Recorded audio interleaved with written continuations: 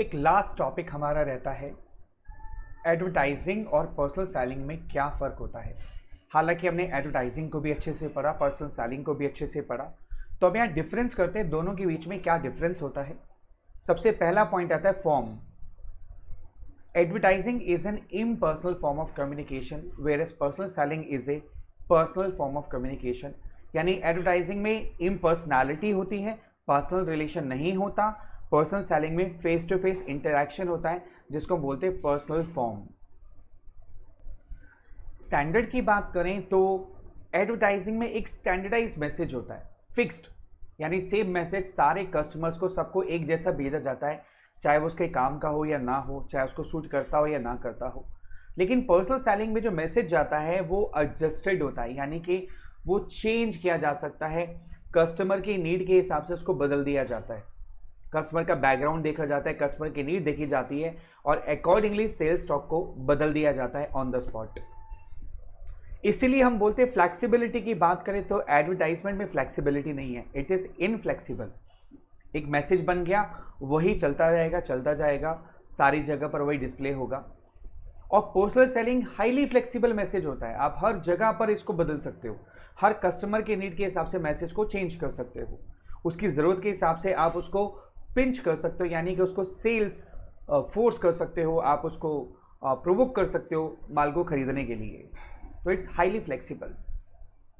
Coverage की बात करें तो एडवर्टाइजमेंट के अंदर में आप लार्ज नंबर ऑफ पीपल को कवर कर सकते हो, जबकि पर्सनल सेलिंग में आप लार्ज नंबर को कवर नहीं कर सकते, सिर्फ लिमिटेड नंबर ऑफ पीपल को ही कवर किया जा सकता है। क्योंकि सेल्समैन एक दिन में कितने लोगों से मीटिंग कर लेगा, 10 से 15 से 20 से, नॉट मोर।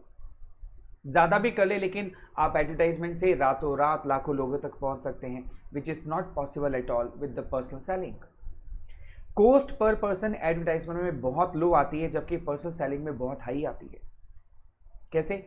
आपने 1 लाख रुपया खर्च किया और 1 लाख लोगों ने आपकी एडवर्टाइजमेंट को देखा, यानी पर पर्सन कॉस्ट आ गई 1 रुपी। लेकिन सेल्समैन अगर एक दिन में 10 लोगों से मिल रहा है और पर डे का आप उसको 1000 रुपीज़ पे कर रहे हैं, तो 1 पर्सन तक पहुंचने की कॉस्ट कितनी होगी? 100 रुपीज़, 100 टाइम्स मोर। तो इसलिए क्वाइट हाई होती है पर्सनल सेलिंग में, और एडवर्टाइजमेंट में जो कॉस्ट पर पर्सन होती है काफ़ी लो होती है। फिर आता है टाइम। एडवर्टाइजमेंट में सबसे कम टाइम लगता है लोगों तक पहुंचने के लिए, मार्केट को कवर करने के लिए सबसे कम टाइम। आप न्यूज़पेपर में ऐड दो, एक ही दिन के अंदर लाखों लोगों तक आपकी बात पहुंच जाएगी, आपके प्रोडक्ट की इंफॉर्मेशन पहुंच जाएगी।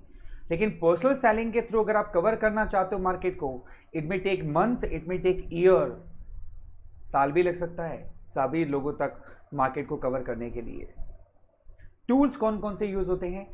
एडवर्टाइजमेंट आप टीवी से कर सकते हो, रेडियो से कर सकते हो, न्यूज़पेपर से कर सकते हो, मैगजीन से कर सकते हो, जबकि पर्सनल सेलिंग सिर्फ सेल्स स्टाफ के थ्रू ही होती है। फीडबैक नहीं मिलता एडवर्टाइजमेंट में, it lacks direct feedback. Indirect मिल जाता है, भाई एडवर्टाइजमेंट से सेल्स बढ़ रही है तो लगता है कि ठीक है काम कर रही है, डायरेक्ट फीडबैक नहीं मिलता एडवर्टाइजमेंट से। जबकि पर्सनल सेलिंग में डायरेक्ट और इमीडिएट फीडबैक मिल जाता है साथ के साथ ही, कि ये सामान अच्छा है कि बुरा है। पर्पस जो होता है एडवर्टाइजमेंट का वो होता है इंटरेस्ट क्रिएट करना कंज्यूमर में, प्रोडक्ट के लिए इंटरेस्ट क्रिएट करना, ताकि उसको लगे कि भाई मुझे खरीदना है। लेकिन पर्सनल सेलिंग का पर्पस इंटरेस्ट क्रिएट करना नहीं होता, बल्कि अवेयरनेस फैलाना होता है।